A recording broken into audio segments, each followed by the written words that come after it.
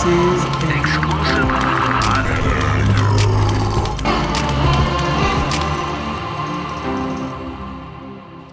Hey, it's Stuart McKelvey and you're listening to Why to How, a podcast where we explore adventures in STEM.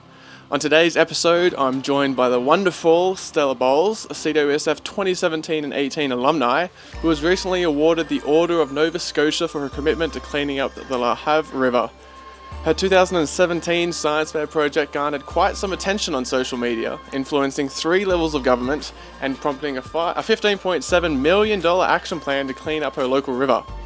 She's been awarded numerous conservation and environmental awards for her work, been recognised as an emerging environmental leader, and even travelled to Ecuador as a member of the Canadian Youth Ambassador Program.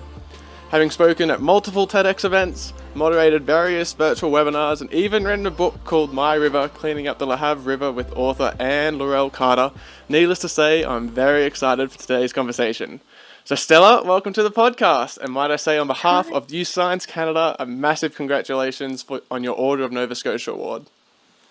Thank you so much. I'm so excited to be here. It truly is. On the call, yeah. It's an amazing achievement, especially as you are the youngest recipient to ever receive the award, if I am correct. Yeah, you are correct. Being the youngest receiving this award I'm still speechless. It's been a while now knowing it, and I can't find the words to describe how honored and excited, and yeah, it's hard to find words to explain. Yeah, I mean, I think your smile says everything we need to know. Yeah, you're very happy for it. Thank you. So, shall we get started? Yeah, sounds good. So, did you want to start us off by telling us where your love of science came from and what a magic pickle machine is? Yeah, so my love for science has been pretty much since I was born. My dad's very sciencey, and we'd always do experiments like magic pickle machines. So if you plug the electrodes into a pickle, the light bulb will come on because you can conduct electricity through a pickle, which is really, really cool, especially if you're 5, 6, 7 years old, or even my dad's like 50 and he loves it too. So I mean, pickles can be fun too. I've always loved like shooting off rockets in the backyard and just almost anything sciencey and environmental and yeah. Nice. And so then I guess the obvious question is, where did the idea for your amazing science fair project come from? Yeah, so it was actually kind of all an accident, but not really. It all stemmed from a question. So we live in a family home that's been in our family for about 180 years. So it's an older home, and my great-grandfather installed a septic system about 70 years ago, and it collapsed. So when it collapsed, we were told we had 3 months to fix it. And my mom at the dinner table was kind of upset because that's not a lot of time for such a huge amount of money, because they're a lot of money to get a septic system, but it's something you do if you own a home. And my mom at the dinner table, she was saying, well, this is a lot of money. And our neighbors, they don't have 3 months, but they have straight pipes that flush their sewage directly into the river. And I was like, Mom, what do you mean? What's a straight pipe? And she said, well, it's a pipe directly from a home's toilet right into the water. So if you're flushing toilet paper and so on, everything goes in the water. There's no filter. And I was completely appalled. I had so many questions that my parents just couldn't answer. So with being an 11-year-old, I didn't know how to stop asking questions. So I kept saying, well, we need to find an answer. What do you mean? Why are people doing this? So my parents kind of got fed up with all my questioning, and they got in contact with a local organization who deals with the waterways. They're called Coastal Action, and they led me to Dr. David Maxwell, who had been testing the water for many years before. And together we had some tea, and we were talking about how I could test the water. And then we thought, well, this could be a really cool science fair project. And after I had my results, I wanted to tell the world to get out of the water. We would drive down the river and see people swimming or dogs swimming. And I'd say, Mom, pull the car over. And she'd say, no, you can't do that. You can't tell people to get out of the water. And yeah, it all kind of just started from me asking my mom, well, what's a straight pipe? I mean, that's a very noble cause to be following, especially as an 11-year-old. So congratulations and well done. Thank you. So yeah, as you said, you started when you were 11, so 2015, right? Is when you first Yes. had this idea, if I started asking all of these questions. So I guess, firstly, what were some of the main challenges that you faced, especially being that young and taking on such an important community issue at only 11 years old? Our whole community was really, really supportive in the sense that they all agreed that it's time for change to happen. Flushing your sewage into the water is not the best idea. It's not safe and it's really gross. So the community was overall really, really happy that something was going to be done. I think the only issue I really faced was my peers. I just didn't speak about my project with my friends. It was kind of I had my at-home life, and then I had my like sciencey at home life, and then my school, just plain old Stella. Hmm. And I think that's probably one of the biggest challenges. Another challenge would be when you do your testing, if the control were to come out with bacteria on it, so not everything was sterilized properly, and then you have to just do the whole process over again. So it's definitely a live and you learn kind of a situation. Oh, absolutely. But as you say, you had the support and advice of quite an important mentor. So that Yes, definitely helped, right? definitely. Yeah, Dr. Maxwell was a huge, huge component of this project. Hmm. Without him, nothing would have been validated, and he definitely made the whole project come full circle. That's so great. That's so wonderful to hear. And so, do you think it's been 5 years now since you first started? Has your approach to science research changed over the years? Yeah, I have. I still really love Yeah. science. I've been kind of trying to figure out what I want to do after high school, and I don't really know where I'm going to end up. Hmm. I really love politics. I enjoy sciences. I love communicating with people, so I really have no idea where I'll end up after that. Yeah. And what about how exactly you do the science? I guess, like, as an 11-year-old kid, I guess you didn't know, the technical side of the scientific method or anything, and now probably you're into a bit more of the long form reporting.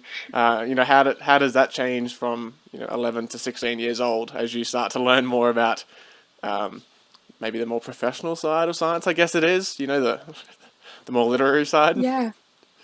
Yeah, I definitely learned a lot as an 11-year-old, Hmm. and I've always asked a lot of questions, and I think that's helped a lot with writing your report or whatnot. And all the testing was done right in my kitchen, so we didn't need a fancy Yeah. laboratory. It was just at-home science, and we grew fecal bacteria right in my basement, which I think is really fun to tell people when they come visit. Like, you want to see my incubator? But um, yeah, it was a really, really neat process to be able to take a sample of water, run it through a filter funnel, and then get results within 36 hours. And I really think that's so cool. And I think more people should be exposed to at-home science and having fun, because at school science is portrayed as just a textbook, and you Hmm. do question 1 to 9 and then you pass it in. But it can be so much more exciting and hands-on. Yeah, absolutely. And I think DIY science is, and bringing it into the home is so wonderful. And as you say, like, it's so funny to be able to tell people who come to stay at your place, like, hey, come check this out, come check out my incubator. As long as they're not staying the night in the basement, right? Yeah. Yeah. Yeah, it's in our basement. Our basement's kind of house, so it's kind of scary. Yeah, okay. And has your mindset changed as well over the last 5 years? Are you still that curious little kid who just won't stop asking questions? Yeah, for sure. I ask questions about just about anything and everything. I'm definitely not shy to ask questions if I Hmm. am curious about something. And especially with the internet, you can find a lot, or I have a lot of different sources like Dr. Maxwell or Hmm. Professor Easy or other professors or people I've met along the way. And it's really awesome to have those connections to be able to ask questions. Yeah, absolutely. And so this project of yours took you all the way to Canada-wide Science Fair, which is awesome. And then you came back the next year with a slightly different project, still the same concept, but obviously revised, and a whole year later, quite a bit more work had been done. So do you want to talk a little bit maybe about your experience at Canada-wide Science Fair and what that meant to you? Yeah, for sure. I loved being at Canada Wide Science Fair. I talk so highly about it. I tell Oh, my thanks. friends, like, you need to do a project. It doesn't have to be anything like extravagant. You just need to go for the experience. Like it's so amazing to meet like-minded youth who are excited about science as well. And just it was an amazing, amazing opportunity to have so many connections. I've met so many people, even people that I from my region I just never really spoke to. And then with that, we all kind of came together and said, wow, I like this subject too. And Yeah, science fair was amazing. And then being able to travel as well to speak Hmm. about something you're so passionate about was just incredible. And so, Canada Science Fair for you was in Saskatchewan, right? That's Yes, quite a it long was way in from Nova Saskatchewan. Scotia. It was quite a long way. Yeah, Saskatchewan was very flat. I Yep. didn't, everybody was telling me, yeah, it's flat, but it is very flat. It It was is really indeed. cool. It was a really cool outings and stuff. We were in the back of a cattle trailer one day. Like it isn't just standing at your posters all day. It's so much more. The experience is incredible. I never thought I'd be in the back of a cattle trailer in No, the I middle can't of nowhere imagine in so. Saskatchewan. I'm sure your mum didn't either. Yeah. Yeah, I send my mom pictures. Look what I did today, and she just yeah, it's really cool. It's incredible experiences. And I think it's so great to hear. Anne told us on the last episode, and now you're hearing it from you as well, that the best part about Canada Wide Science Fair, it's not actually the science fair projects themselves. Like they're great, don't get me wrong, and everyone's absolutely amazing. But it's all about the connections you can make. Meeting your people, right? It's like meeting other kids that have the same sort of passion and interest as you, and getting out of your comfort zone a little, getting to experience all these different things that you wouldn't normally do, like chilling in a cattle trailer, for example. Exactly. Yeah. Yeah. And even like the dance after the award ceremony, everybody was just having the best time and it was just so much fun. Absolutely. So, moving on to the present day, 5 years later, where is your project now? Can you give us an update as to how's the river going? How's the cleanup going? We're 3 years into a 6 year, $16 million project with the governments. Yeah. Are they on Yeah, track? so it's going really well. So there were Mm-hmm. 600 illegal straight pipes to start with in 2015. Um now they've have 200 switched over to septic systems, which is really awesome. Mm-hmm. And they're hoping by 2023 to have them all replaced. So when I go to school in the morning, I'll see big concrete septic tanks on people's yards, on their front lawn, and it's so exciting. I don't think there's many other 16-year-old girls who are really excited about septic systems, but it's really exciting because it means our future generations will be able to swim in the river and not have to worry about getting sick. So I think it's incredible what our community has come together to create this plan. Absolutely, that's so amazing. And are you still continuing to test the water? It was every month, right, for your science fair project? Is it still that regularly? No, I haven't tested for a while now. I'm planning on doing it this summer Mm-hmm. just to see how having the 200 systems installed, seeing what that's done, if there's a difference yet, if it's noticeable. So I think giving it a bit of time before testing will really show if what the levels are. I'm excited to see. Yeah, I'm excited to hear about it too. I'm sure lots of people are excited to get a little update as to what's going on, especially because with the Order of Nova Scotia award, you've definitely been thrust back into the spotlight once again. You never seem to be out of it for very long. Yeah, that was oops. That's weird. Yeah, that was really sorry about that. Yeah, being put back in the spotlight with this award was very unexpected. I had no idea I was even nominated. And um it was a complete shock. I didn't know I was going to be getting this award. I just came home from school. I was doing homework, and my mom was really secretive. She wasn't telling me what she was doing. She was in another room on the phone, kind of whispering. Then she told me to grab my phone because somebody important was going to call me. I didn't know what it was. I had no idea where to begin. And then this really kind lady told me that I was receiving this award, and I was floored. I was so speechless. I didn't know how to react. It was so uncalled for, but so incredible at the same time. Yeah, I definitely don't think it was uncalled for. I think that what you've managed to achieve is something spectacular, that's for sure. And managing to get the government to do anything, let alone three levels of government to do anything, just shows the strength of commitment, and just shows obviously Thank the you. passion that you've been able to inspire amongst the community. And to have a random stranger that you don't know nominate you as well, that's just the tip of the iceberg, that's for sure. Yes, and I just sent her a Christmas card. I'm very excited to. Nice. She sent me a congratulations, and I sent her back a Christmas card. And I'm so thankful that she took the time to nominate me. It's a lot of work to send in a nomination, and she's just an incredible woman herself. I think you both are incredible women, that's for sure. And Thank you. speaking of incredible, 2 years ago you travelled all the way to Ecuador as a Canadian youth ambassador, so that must have been one amazing experience.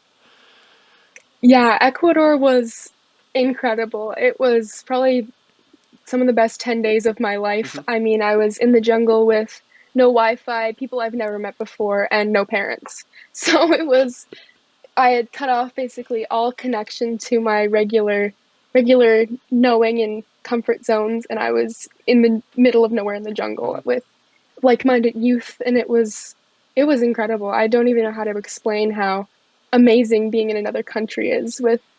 It's so different there compared to here. Like they have palm trees and tarantulas and big giant water snakes, and it was definitely a huge learning experience. And I was the youngest on the trip, Hmm. so or one of the youngest on the trip. So having older youth around me to be able to talk to and have really educated conversations about the environment or things that they're passionate about was just really nice as well. And so, do you want to, for people that don't know what a Canadian Youth Ambassador is, who are these amazing people? What are they doing? And what did you go to Ecuador to do, to learn?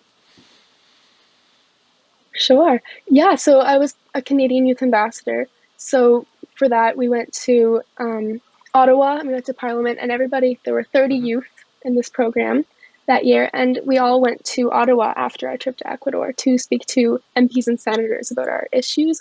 Everybody had their own topic. Not everything was environmental, but it was a, a group of very, very determined young people. And I definitely think that was very, very awesome to have us be able to go in and speak to people on such a high level and have them really listen to us about our causes. And it was a really nice experience. Yeah, I could imagine it would be. It's definitely something um, a normal, young girl from Nova Scotia wouldn't ever expect to go through in their life, right? Yeah, and I mean, I look back to all the things that have happened, and I never in a million years would think that I'd be here speaking to you or anywhere. I never thought I would go to Hmm. Ecuador for or go to Canada Wide Science Fair and win a medal. I mean, like none of this was ever even imagined. So it's like a dream come true that wasn't even a Yeah, you dream. just wanted to jump in your river, right? It's Yeah, amazing. Like, literally. yeah, I'd love to just run right in and cannonball and Yeah, and splash around. and now you even have a book written about you from the incredible author Anna L. Carter, and it's in the provincial curriculum for Year 7 students, which is that's Yeah, unheard of. That's unreal. yeah. I'm Amaryl Carter. She's so amazing. She wrote such an amazing book. It's written from my perspective, and we wrote it. She wrote it over Zoom, which is Wow. even more fascinating because she lives in Toronto and I'm in Nova Hmm. Scotia. So with having that distance, she'd call me and say, "How would you word this?" or "How should I do this?" And it really came together as such a lovely little book. And having it in all grade 7 classrooms in Nova Scotia is also so incredible. I hope it inspires more youth to take on causes that they're passionate about. And so when you say it's in the curriculum, what are they hoping to teach Year 7 students by reading your book? Yeah, so it's in the curriculum part as part of the Hmm. empowerment. Yeah. Nice. So yeah, just trying to empower youth to get more involved in some of their local issues and environmentalism, political issues, just all the above. Yeah, definitely, which I think is Hmm. awesome. And so I'm sure with all of this stardom and schooling and river cleanup project, media attention, conferences, public speaking, podcasts, how do you make sure you've got a balance in life and make time for life, hobbies, social life, hockey, e- everything else that you video games, all your other interests and hobbies? Um, I don't know. It's just a lot of planning, but at the same time, it comes and goes in Hmm. waves. So sometimes I'll have 2, 3 calls in a week. Sometimes I'll have none, or maybe more or less. So it's all depends on what's going on in the world. And if I have hockey practice, I won't attend a call unless it's very Yeah. important. If I have a game. So I keep that balance. I have my time with my friends as well as my fun science Do you stuff. have do you have tips for motivation for any of the students listening that are, I mean, especially this year, like it's been a tough year just to stay motivated, especially when everything's online. It's so much easier just to spend time on your phone. Like, what advice do you have for people to stay motivated and keep at it? I definitely encourage everyone to ask Hmm. questions, even if they sound a little silly. I fully just think that you should go ahead and ask your questions and find a mentor. I think another huge component of being successful in a project is having a mentor, somebody who you can ask your questions to, somebody who can overlook your work, and just having a mentor is so important. Yeah, and was there anything in particular that you did to help yourself find a mentor? Like, how did you go about that process of finding someone to answer the questions that you couldn't find answers to? With all my questions towards my parents that they couldn't answer, they got in contact with Coastal Hmm. Action, which is a local organization for the environment. And then they led me to Dr. David Maxwell. So through that, it was kind of a process, but it worked out really Yeah, well. so just find an organization or a sort of a key person that's in the field that you're asking all these questions about. You use the networks of your parents, your friends, your peers, your friends' parents, um, Yeah, your your teachers. teachers, anyone, your science teachers or whatever topic your issue is, anyone older with more experience can give you some Yeah, help. absolutely. And I'm sure the whole part that you had earlier about there being like a school Stella and a science Stella. Does that still exist? Are you still quite segregated as well? Yeah, it's still pretty much the same. I have a different group of friends and they'll ask me like, "How's it going?" which I really appreciate. It's less divided, which I really appreciate. Yeah, I mean it's tough, and I imagine going to something like the Canada-wide Science Fair, for example, and then Ecuador as well, obviously showed you that there were other kids like you out there, and that had a passion for science and for environmentalism, and getting involved in politics. It must have been so relieving to have finally felt like you'd met your people. Exactly, and those are pretty much the words I used when I was talking to EF Tours about my Ecuador trip. Is that I found Hmm. my people. I found people that were so involved in sciences or the environment, and they had so much passion. And I really just admire this stride people have for creating change. Yeah, and I don't know if you felt this too, but you just seem to connect so much quicker and on such a deeper level with these sort of people than you do maybe just like your friends that you just happen to go to school with or play hockey with, for example. Yeah, everyone has different interests, so I find it's hard to find people who have the same interests, especially in the Hmm. same school in the same little town. So Yeah. just being able to explore, if everyone had the chance to explore and find people with the same interests, whether it's a sport or a school topic or really anything, I think that would make everyone really realize that there's so much more than their little town. Yeah, and that segues quite nicely into what I want to ask next, and that's your mum actually was quoted in an article on how to help kid activists cope with the emotions of backlash, especially on something like social media, which is a great article, by the way, that everyone should definitely read, especially parents of incredible children like you. And she said that socially as a kid it's been tough, and that when you return from your trip to Ecuador as a youth ambassador, no one at school or on your hockey team sort of asked about it. And as you say, like you now have some nice newer friends, I guess, that have a bit more of an interest in it. But having gone through a very similar situation myself, I know that's a really tough situation to find yourself in, especially as a teenager when you've got literally so many other things to be worrying about and going on in your life. Was like how did you work through this? How were you able to cope? Like what was it that how did you branch out of your little tiny town, I guess, and find your people? Yeah, on my trip to Ecuador, I met my now best friend Meg. Hmm. She lives in Nova Scotia. She was the other youth ambassador. And I talk to Meg about everything. So if I have something new and exciting, she's the first person I call other than my mom. Yeah. But my mom's usually the one that informs me of the important Yeah, stuff. nice. Um, yeah, just meeting so many other people on trips like the Canada-wide Science Fair or Ecuador. I went to New York for a program last summer and I met more like-minded youth and I have so many different connections. So I have people I can talk to that aren't necessarily there, but virtually. So I can have a phone call or on a FaceTime. And it's really awesome that we have technology nowadays to do that. Oh, absolutely. Like just another benefit of social media for sure, right? Yeah. Uh, Definitely, yeah. Having so many more connections, you don't have to send a postcard and exactly. wait a couple weeks to have a reply. Couple of weeks, couple of months at this point. Yeah. Yeah. So on that then, let's talk a little bit about the impact social media has had on your project and your life. Because like in your TED Talks and in a lot of the other articles written about you, you say that social media is really the thing that changed it from just being a project board to being something that has managed to influence so many different people in the local community. Yeah, social media is such an amazing tool. It can do so much good for the world, as well as it can do bad things. But Hmm. if you use it appropriately, it can spread important messages really quickly. Um, I had a Facebook page as a compromise, actually, because I wanted a Facebook page to share my message, tell my community that the river's not safe to swim in. And my mom said, "No, Stella, you're 11. That's not going to happen." So we put up a big sign on our wharf that said this river is contaminated with fecal bacteria. Then we had neighbors, then we had media, people at the door. So then we agreed to have a Facebook page. And through that, we had thousands of people asking questions and more media at the door. And I found that if you keep a very positive message on Facebook, which is what I used, then it seems to spread more and get the message out further. And my mom would always draft my little write-ups and I would just tear them apart. I'd say, "No, mom, nobody wants to read that. That's so negative."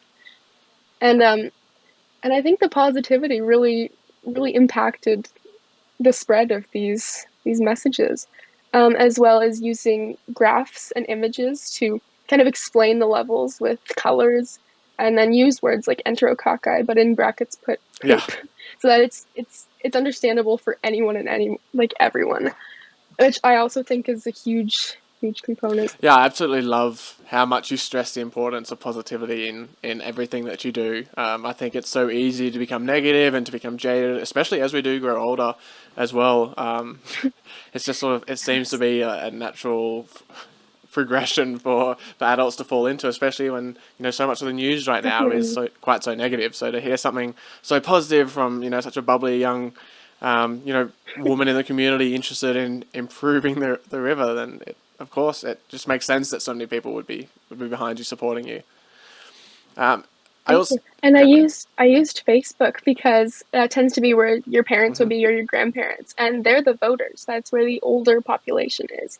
So it had come to me by a few friends or people around who said, "Do you have Instagram?" And I said, "No, because my grandparents or your grandparents wouldn't be on Instagram, and they're really the people you want to target to teach about or tell them about this issue because they're the ones voting for our future." So definitely think that was a good kind of tactic. Absolutely, yeah. I think that was a stroke of brilliance. I think, absolutely. And Thank if you you. have 4,500 of your local community supporting you on Facebook now too, so yeah, I think it's definitely time for a Yeah. little update just to let them know how well it's going for you.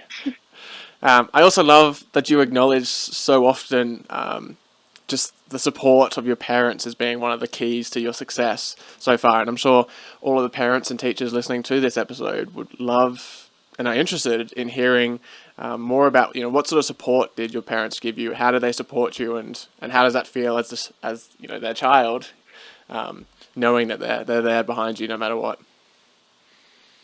Yeah, my parents have been huge supports in this whole whole Hmm. process the last 5 years for sure.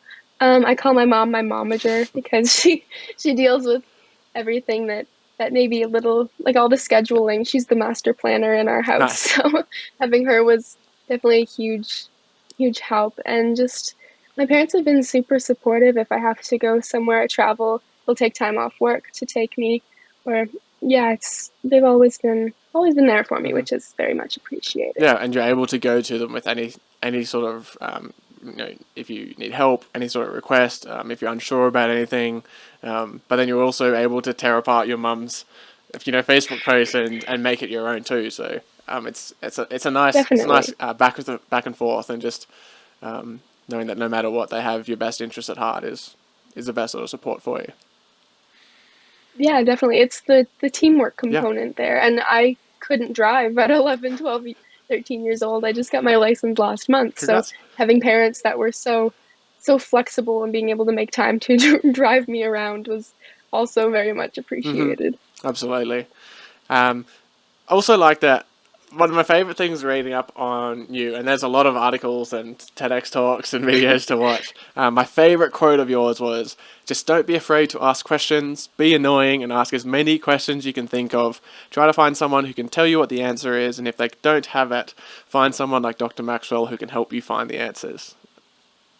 That's perfect. I love that. Everything about that is amazing. I'm sure you Thank must have you. been a fun child to raise.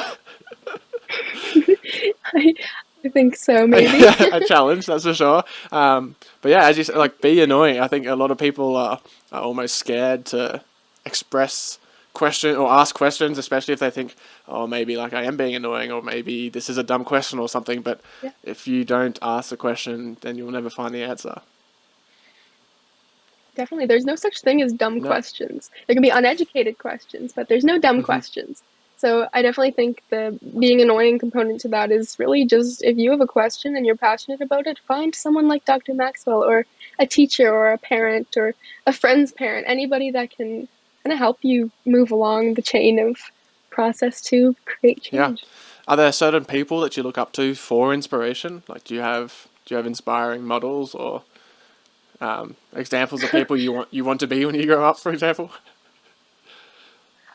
I'm not really sure. No, not off the top of my head. I bet. I've loved Taylor Swift isn't very Nice. environmentally, but I've loved Taylor Swift since I was really young, and her music has definitely helped me along the There's way. nothing wrong with that at all. You don't have to be exactly the same person as your model, that's for sure. But I'm sure, especially some of the older kids that you met in Ecuador, for example, just knowing sort of Definitely. like you can still be the same sort of person, in a few years' time. And would you say, having those Definitely. educated conversations with people older than you, that's really cool.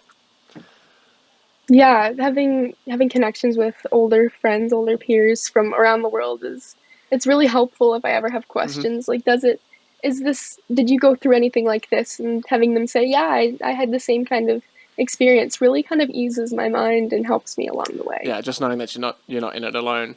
I think whether it's Yeah, the support of exactly. your parents or just knowing that someone else has gone through a similar experience, doesn't have to be exactly the same, but it's definitely reassuring. Yeah, Helps definitely. helps you know that you're on the right track, I'm sure. Definitely. And I guess the next big question for you then is, why do you believe it's important for youth such as yourself to get involved in important issues like this and in their community and in everything else that you hope to teach through your public speaking? I think it's really important for youth to get involved because it's our future. We're being left with such a huge disaster, so much to take on, so we might as well get a head start as while we're young. And we also have the power of social Hmm. media, which, like for example, my parents didn't have that when they were younger, but now we have so much. You can post something and it goes out to the world so quickly, and it can create change a lot faster than just having a poster board. Yeah. Do you have any advice for someone just wanting to get started? How do you just get started? Like, that's the hardest thing, right? It's just getting started. How do you get over that fear and let them know that you do actually have a voice and you can actually make a difference? Yeah, all questions are valid, and I keep looping back to the point that you need to find a mentor. Mentors help with everything. And if they can't help you with this specific topic, maybe they know somebody else Hmm. that knows how to answer your question or can or maybe they know someone else. And I mean, there's always somebody out there who can definitely help you. So all your questions are valid no matter what, even if they sound a little silly. I love that. That's great. Um, Thank and you. so I guess, so talk to me a little bit about Nova Action and how the initiative is engaging you to take action on environmental issues in their own communities. How is it helping youth in the community? Yeah, so I'm the youth Hmm. leader for Nova Action, which is an incredible program. We have 10 youth around the province, and they're all taking on their own causes. We have Christmas tree farming, we have waterway microplastics, almost everything. Yeah. It's so awesome to see these youth really come together and be able to have each other to ask questions or see how their testing's going individually. And we're just in the first year of the program, of the 2 year program. So it's the testing and finding results program. Everything's kind of been slowed down with COVID-19 and not being able to get into laboratories and all that, but it's definitely going really well, and they're really doing amazing things for their communities. Nice. And speaking of your community in particular, like, you grew up in quite a small town, right? Yeah, I'm in a little town called Called Bridgewater. Bridgewater. So, how do you think growing up in a small town has impacted and influenced your experience so far, do you think? Has it made it easier? Has it made it harder? Um, I'm not sure. I live in a small town where everyone knows pretty much Hmm. everyone, so I definitely think that helped in the sense of making connections. Um, when I travel, if I go to Toronto, I'm just in awe of the city, and I really want to live in a city someday. I just having that contrast, I think, is amazing. Yeah, and I think it's nice to be able to have that contrast because a lot of people who grow up in cities aren't ever going to experience what it's like to grow up in a small town, um, and I'm sure it's harder to make friends and it's harder to meet people just because there aren't as many people and therefore they can't possibly be as diverse. But it just makes it so much more special when you do travel and you do meet all of these different people and you're like, oh, like that's what I want. That's who I want to be. Yeah. Yeah, and it almost makes it more special to be able to travel, to experience that being in awe so many times rather than living somewhere. There's definitely pros and cons to living in a small community. I can't walk to a to a corner store or Hmm. anything, but there's beautiful, beautiful scenery here, and as much as I want to move away, this is my home, and I love it Yeah, here. I bet. Absolutely. And um, what is the legacy then that you hope to leave, I guess, through your work and through your life? I know it's a big question for a 16-year-old, but That is a big question. Yeah, I hope I inspire more youth for many years to mhm. come to ask questions and take on causes that they believe in, that they're passionate about, and yeah, that's a big Oh, question. absolutely. Yeah, no. It's like what do you want to be when you grow up? It's a question that every 16-year-old hates, and don't worry, you definitely do not need to know the answer to it right now. Um, but I Perfect. guess what happens next? Like, what's next on Stella's radar? Well, right now I'm just in high Hmm. school, so next would be grade 12, and then after that, I'm not really sure where I'm going to end up, what I'll do Hmm. next. It's all kind of a mystery. We're in the process right now of kind of narrowing down what I want to do. I don't like math, so probably something other Yeah. than that. Um, yeah, I really, really love politics and being able to communicate with others. I love to talk and be personable with people, so I'm not really sure where that'll end up. Yeah, and that's totally a fair position to have at someone your age. Trust me, as someone who's almost double your age, it never gets easier. You never truly figure out what it is you want from life, and you'll always be wondering what next. So I think just embrace what you've got right now. Definitely take the time to really appreciate just how amazing the work that you have been doing truly is, Thank and you. I really hope your community does truly value everything you are bringing to them. I think it's pretty fantastic, and I just want to thank you so much for being our second guest on the Why to How podcast. I know I've absolutely loved this conversation, as I'm sure all of our listeners and people watching on YouTube will have as well. You've managed to achieve so much already at 16, and I love your perspective on life and on the impact that you've had. Thank you. Um, and just truly the impact you hope to have on the wider community and inspiring youth to get more involved. Good luck with your future endeavours, and I truly do look forward to seeing the day that you're able to cannonball into the Le Havre River. I think that'll be a magical day for everyone, but especially for you. Thank you so much. This has been a lot of No, fun. of course. Thank you all for joining me in this episode of Why to How, a podcast where we explore adventures in STEM.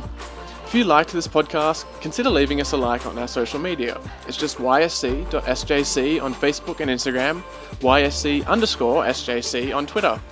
Leave us a comment with your favourite part of this interview and make sure to give your support to the amazing Stella Bowles by following her work at the social media links in the show notes. Please do share a link to the podcast or YouTube video with friends who you think would really love to follow along. And if you're on Apple Podcasts, please leave us a review as it really does help us reach more people. We'll have another amazing podcast guest for you on the next episode, so stay tuned until then. And have a wonderful day and stay curious.